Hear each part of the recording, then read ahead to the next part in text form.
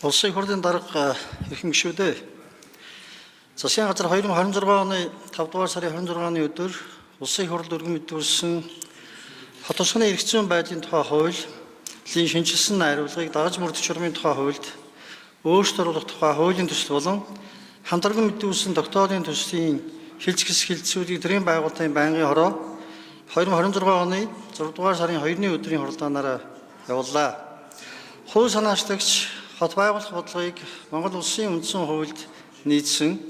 бодит тооцоо, судалгаан суурилсан, эрх зүйн болон зохион байгуулалтын хувьд хэрэгжих боломжтой, үе шаттай арга хэлбэрээр хэрэгжүүлэх зорилгоор хуулийн төслийг боловсруулсан байна. Хуулийн төсөлд Багнуур Налайх гэсэн улсын зэрэгэлдээ 2 хотын зохион байгуулалт, эдэлбэр газар, хил зааг, чигүүргийн шилжилт, төсөв санхүү, хүний нөөцийн бэлтгэлийг ханган хэрэгжүүлэх, чигүүргийн давхардал,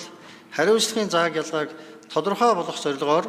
улсын зэрэгэлдээ хотын зөвлөл, захирагч, хуулийн дагуу сонгогдох хүртэлх хугацаанд тухайн дүүргийн иргэдийн төлөөлөгчдийн хурал болон засаг дарга нь хотын зөвлөл, захирагчийн чигүүргийг хэрэгжүүлэх шилжилтийн үеийн зохицуултыг тусгасан байна. Хуулийн төсөлд иргэдийн оролцоог хангах сан зовх зорилгоор улсын хурлын дээд цэг парламент цэг эмийн захим системд байршуулсан болно.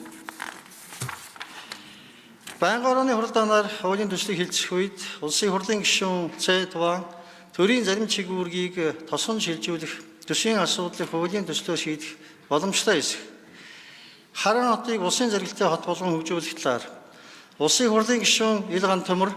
дархан Эрдэнэт 100 модыг улсын зэрэгэлдээ хот болгоход тулгуурч буй асуудлын талаар асуулт асууж хариулт авсан болно. Байнгын орооны хурлаанаар хуулийн төслийг хэлцэх үед улсын хурлын гишүүн Ж Батчаргал улсын хурлаас баталсан хот тосгоны эрх зүйн байдлын тухай хуулийн зарим заалт үндсэн хуулийн зохицуулалтаас давсан эсхийг шийдвэрлэх шаардлагатай талаар болон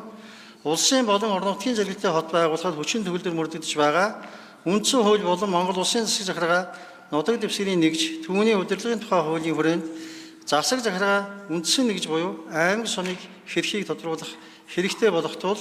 хуулийн төслийг дэмжих зүйтэй талаар үгэлсэн болно.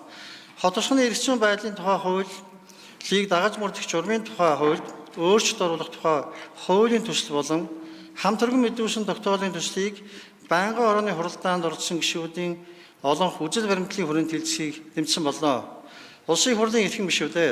хот тосгоны эрх зүйн байдлын тухай хуулийг дагаж мөрдөх журмын тухай хуульд өөрчлөлт оруулах тухай хуулийн төсөл болон хамтран мэдүүлсэн тогтоолд өөрчлөлт оруулах тухай улсын хурлын тогтоолын төслийн